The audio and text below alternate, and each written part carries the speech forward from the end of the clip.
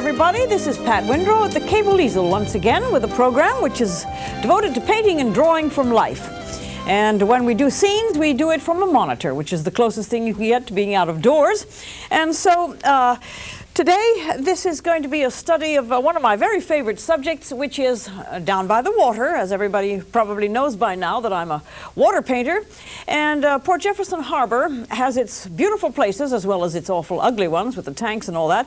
But when you see pilings with the proverbial and ever wonderful looking seagulls sitting on top of them, then you realize that the business of painting water scenes can be not just water, but it can also be the environment and the things that live around the water.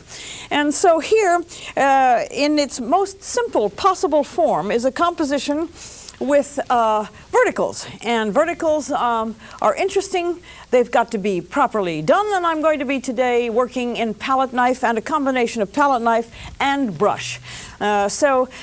As usual, I'm going to start from square one, which is mean to laying it out, as opposed to other programs whereby a tremendous amount of paint is put on the canvas and then you sort of improvise as you go along. I always believe in a plan, which is called composition.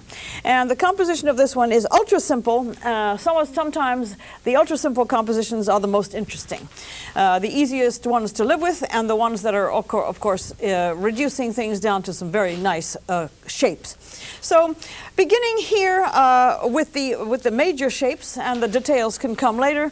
The major shapes being these pilings for the ferry boat. They're massive.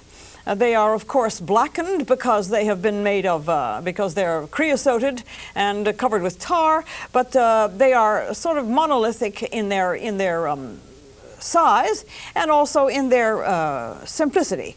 So here is just a general layout of where these objects go. This is all the compositional planning that one really ever needs to do. But you pay attention to the angles and to the interest that maybe, for instance, such as here, where I'm laying this out, one of the pilings goes off at an angle. And it's not just 4 or 5 vertical lines. It is these pilings that have been put in without any concern for aesthetics. When they're put in purely for the usefulness of them and the utilitarian thing of them. But as you analyze it, you realize that there is a tremendous amount of interest in these utilitarian objects, just like painting just plain old ordinary eggs in a still life can be just as interesting as painting great porcelain and copper pots and beautiful elaborate pieces of silverware. So the simpler sometimes the better. And here they are, a great cluster of pilings with one peeking up over here, and then a much longer one, giving some nice variety to it. What the longer one is for, I don't know, but I'm not going to question it. I like the way it looks. The little ones below give a variety of size. This one down here is obviously got some scarring to it. Something probably whacked into it and took away its clean cut top of it, but that makes for interest as well. And on it is sitting that wonderful bird, which I'm going to put in later because I'm going to just do the sky first and then overlay the painting of the birds. By the way, when you go down to Port Jefferson Harbor, you realize how beautiful, wonderfully picturesque these things are in all weather, whether they have a snowy background or whether they have a clear, wonderful, crisp winter day or even a lazy summer day. These birds are remarkably beautiful in their very recognizable shape. I don't think there's any other bird that looks like a gull, and of course no other bird behaves like one.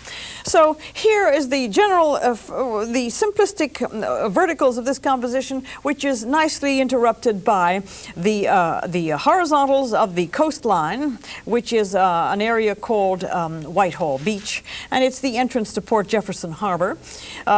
So here we have right angles. The verticals and the horizontals make for nice right angles, a very clear and understandable composition. Here's the angle that one always tries to find in compositional arrangements. The angle gives interest to otherwise just the square lines. Just beyond here, and there's a little bush that seems to be growing over there on the beach, and just beyond here is that amazing body of water called Long Island Sound, which people may take for granted sometimes, but there it is. On this particular day, that coastline of Connecticut, which would be proportionally somewhat this size, is not visible, but I know that it's there.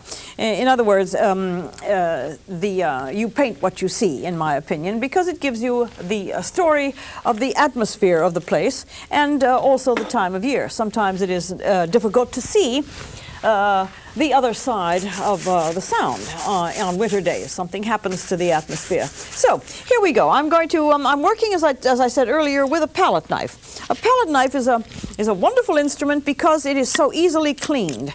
And you can scrape it off with a knife. If it has dried somewhat, but then with the swipe of a paper towel or a rag, you can get this stainless steel object as clean as you'd want it, so that the colors remain pure. And I think that pure colors are the things that, even if the color is very subtle and very subdued, it has to be pure. As soon as it's gotten involved in some what I call dirty behavior, it's less of an interest. So here I'm going to mix it right here on the canvas to see whether or not I've got the right value.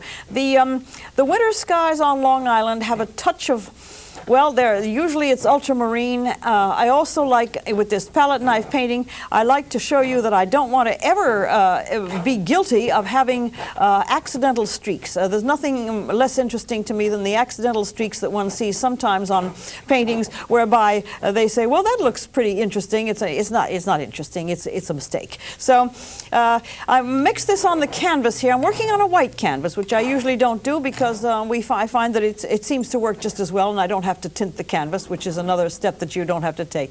The application of this paint is to be done with nice deliberate strokes. Nothing really accidental in these, even though the general look is going to be quite spontaneous, but it is applied with a sure hand.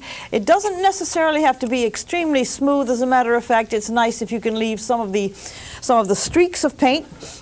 And when you run out of it, mixing it on the canvas enables you to get much closer to the color that you have run out of than if you do it on a separate palette.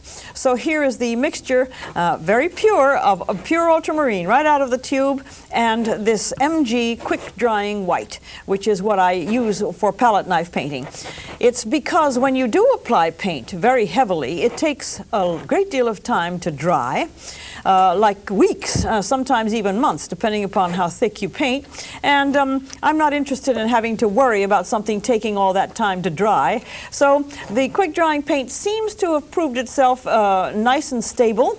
It's been around for, it's been around for 50 years, so that seems to be testing enough that it isn't going to fade and crack and do bad things. So I'm perfectly willing to go along with this quick drying paint. The painters in the olden days didn't have it, but they had other dryers, and those were called dryers. So this is the way I was asked on one of my live shows how you blend with a palette knife, and this is a demonstration of how you do that. This is the primary color, which is the deepest part of this background, which is otherwise known as sky.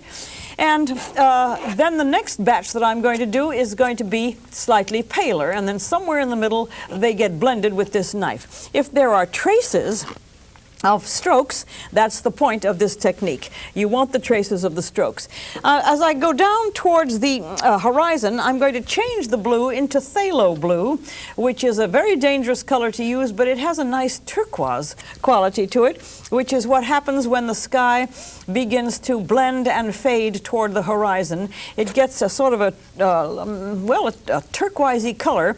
I hope it's not too subtle for the screen to pick up. It's very obvious to me right here, but this is the way I see the blending of the colors and the changing of the colors. As it gets down to the horizon, it also begins to change to another tone, which has a slight bit of mauve and sometimes a little bit of ochre in it. But here, as you can see, I'm blending the colors. It may be visible on your. Yeah, I seem to feel that you can distinguish between these two blues, and I like to have, providing the paint is properly mixed and not full of streaks. I like to see it applied rather thickly. That's one of the interesting things about palette knife painting is the texture that you get and the quantity of paint. You have to be willing to squeeze the paint out continuously and use up an $8 tube of white. The white will disappear in no time. But as you can see, the blend is taking place. All of this up here is nice just to have a slight texture to it.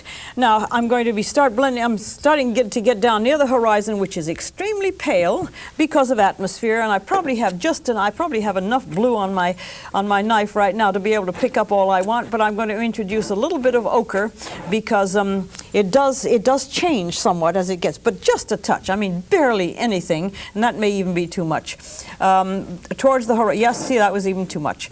But I'll mix it up and see if it'll sort of disperse itself. Yeah, that's okay. And maybe a touch, it is so little that it's barely even worth talking about. But this is what makes for the subtlety. I find that some other programs that I see, the use of 5 or 6 colors does not do what I call the interesting subtle palette of all of these colors that one finds in nature, and that one should try to get as close as possible, even though the technique is becoming extremely free and very improvisational. Too much pink, as you can see, and too much mauve. So I'm going to remove that, put it on my palette over here, and add some more white. When I do these things, there is something to be learned from it, that if you mix the wrong color, you can actually save it, just like you save the eggs if you break them all. Instead of serving them fried, you serve them scrambled. So saving the color if you have mixed the wrong tone is perfectly acceptable and done all the time, and should be done all the time, because you don't waste this kind of thing. Paint, of course, is expensive. It's what probably prevents people from painting more than they do, but in the long run, paintings that one does that are good and acceptable and pleasant to live with last a lifetime. So how much is an $8 tube of paint worth? It's worth certainly having something recording either a scene or in the learning process of how to become a painter. The blend going down to very little color here is taking place between this almost no blue tone, which is sort of mauvish, and the blue tone above it. And you can pull it down and play with it. Pull it down. I'm sure that you can see very clearly that I'm pulling it down, and as I do, it seems to blend as I go. It is a process which requires a certain, well, practice, of course, some skill naturally, and also the ability to be satisfied with a blend at a certain point. If you keep fooling with it, you will lose the blend. So here, I think that with all of these changes of tone here, that is an acceptable blend for me. If later on I decide that it needs to be toned in a different way, a little mauve, a little bit more ochre, a little bit more pink, then I can do that with a glaze, and that is applied with a brush. But for now, the palette knife. This is my palette knife period, having had such discipline with a brush. A brush requires a great deal of discipline. This requires a certain discipline, but it's quite different. So here we have the blend, which explains one of the questions on one of my live shows of how you do it with a palette knife. You don't expect it to look like the 4-inch house brush that is going to go across the canvas and give you what might look like an airbrush blend. I'm going to take a short break in just a few moments, but in the meantime, I want to mix up and talk about the color of this very subtle landmass way off in the distance. It's extremely pale and quite deceiving, and you think that it maybe is quite dark because it's against the pale sky, but what it is very atmospheric. I believe that that spit of land that is on this monitor here is the spit of land that goes out into the sound out of Crane's Neck. And the structure, which is very distant, is, I believe, the Oldfield Lighthouse. Even though it is a little bit formless at this point and a little bit fuzzy, it has to have some feeling of what it is, because somebody is going to say, what is that? Yes, okay, I'll take a break right now and squeeze out some more white and see you in just a second. So don't go too far.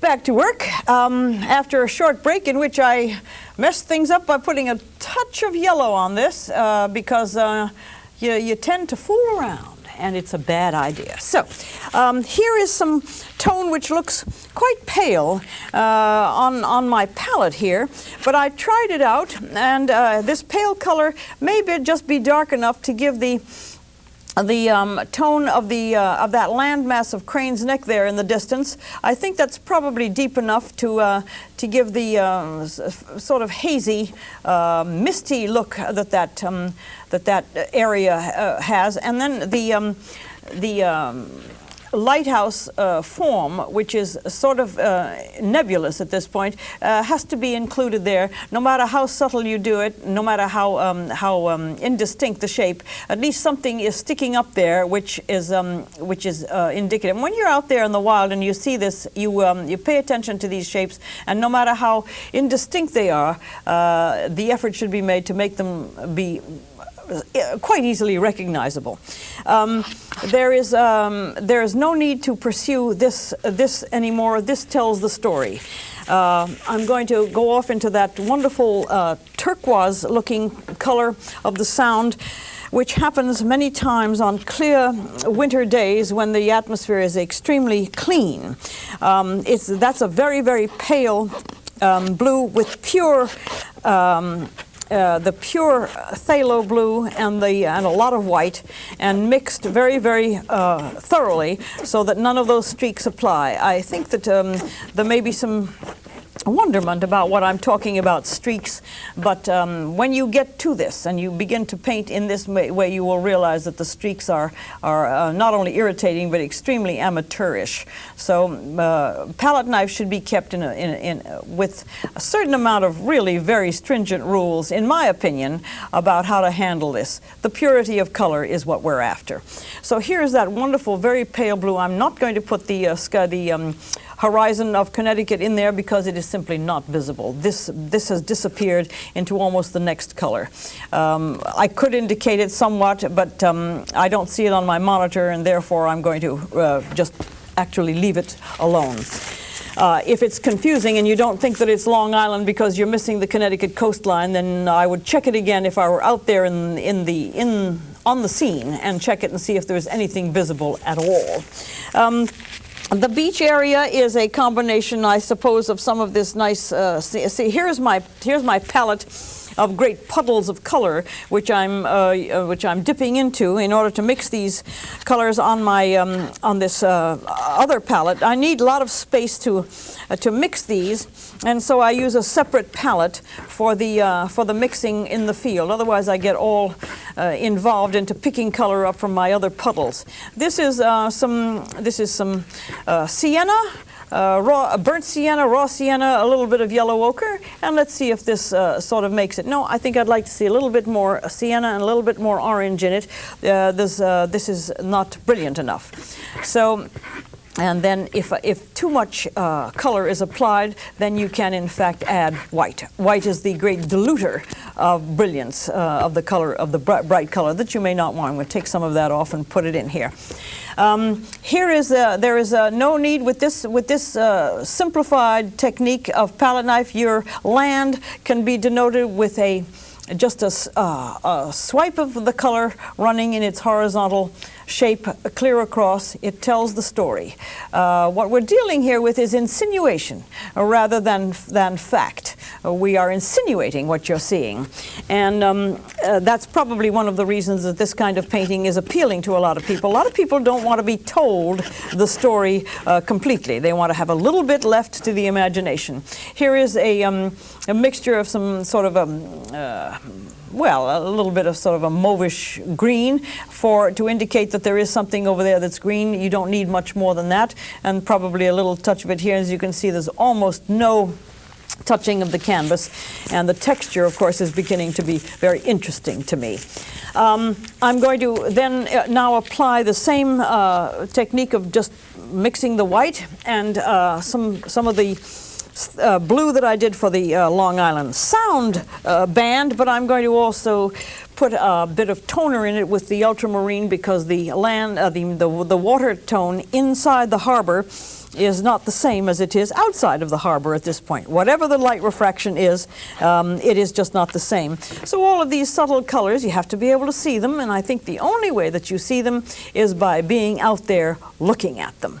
The business of painting from a still photograph or from this is a moving piece. The monitor that you see has got those birds with the wind touching their wings and feathers and their heads moving and so on. So I'm not painting from a still photograph. I am in fact working from the monitor, perfectly capable of anybody who has a recorder to go out and shoot a scene and to project it on their television and work from that. It is far more interesting than to sit with a still photograph or somebody else's painting or even out of the imagination. You learn a great deal more if you work from life, because all of the information is out there for you to use.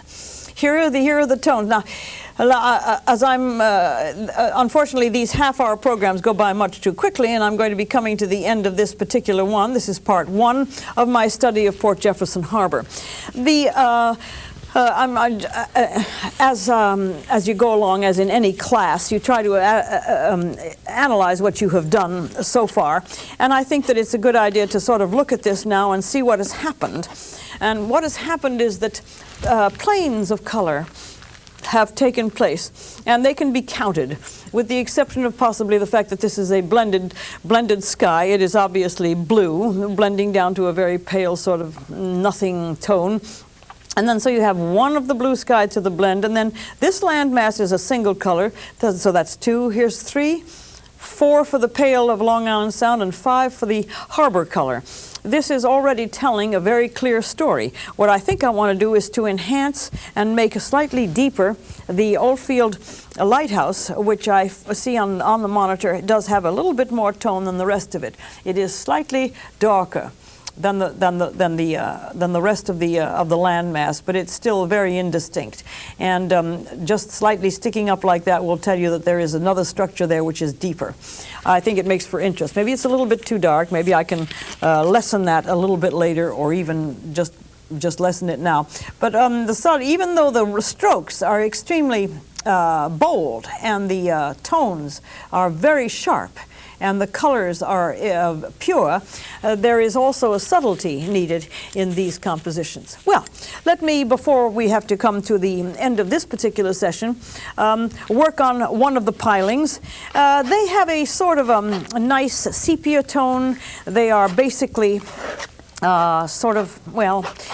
are worn wood, which is a combination of many, many colors, the predominant one of which is probably this sepia tone, and a touch of black, a touch of green. Let me mix it up and see whether or not it's the right one. The sun is hitting it on one side. It's quite dark. I'm going to apply it this way to try to get a fairly sharp line, but I have to remember that the sun is hitting part of it on one side, and this is the side that the sun is playing with. I can enhance the lightness of it somewhat. And as you can see, I use the color on my palette that I have had left over from other things, which is always a great bonus to be able to use the color that you've had. Applying this color nice and heavy is still adhering to the theory that the more texture on these things, the better, but not to get too far away from the subject. There are abstract painters that use a palette knife, and great globs of color are put on for primarily design, emotional impact, but I like to use the quantity of color for accuracy as well as texture and interest in the general form. The fact that this is got some quite dark on the shadow side can be suggested or insinuated in a rather rough way. And down here, this looks to be like there's a knot in this piling, and the sun is sort of catching the top of that knot. It's subtle, but it's there. And there is also a slight bulge here in the which makes for interest in this side of the piling, and these are the very small, subtle things that one has to look for and pay attention to. The bird, I'm going to probably do it with a combination of a palette knife and brush, at which point I can turn to a smaller palette knife or to a smaller brush. I have a feeling that putting this bird in with a brush is probably a far better idea than doing it with the palette knife. So let's see just how white I can get that bird with my pure white out of the tube, and see whether or not applying the bird with a brush is a good idea.